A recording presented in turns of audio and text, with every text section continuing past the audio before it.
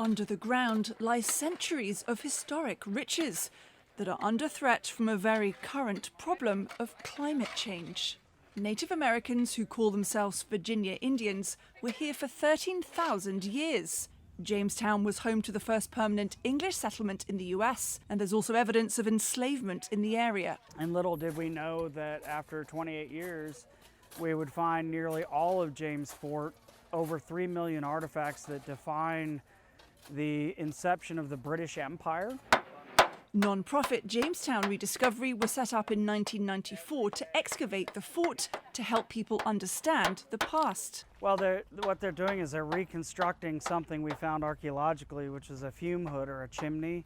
It's now being fortified again, this time against increasingly frequent and heavy rain. While archaeologists are preserving artifacts, extreme weather is destroying the potential for more finds. There are rising wetlands and more floods. An ongoing $2 million project to strengthen the seawall from coastal damage is not enough to protect the entire site. It can actually inundate a lot of the property and cover pathways, and it's an impact to the public experience. We are a public archaeology program that gets about 200,000 visitors a year, so it is quite impactful. Hello. Inside, there's plenty of evidence of what has already been found. And the material we see here is global in nature. It comes from all over the world. We have ceramics from as far as China, which for this time period is pretty spectacular. Chinese porcelain was worth more than twice its weight in gold. Weighing heavy on the minds of the conservationists is that what remains under the ground might soon be submerged underwater. So you're feeling the same weight that a colonist would have felt 400 years ago.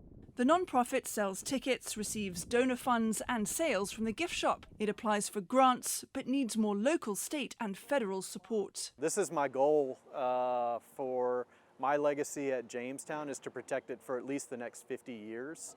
And then hopefully we'll be well prepared for the next round of action that needs to happen.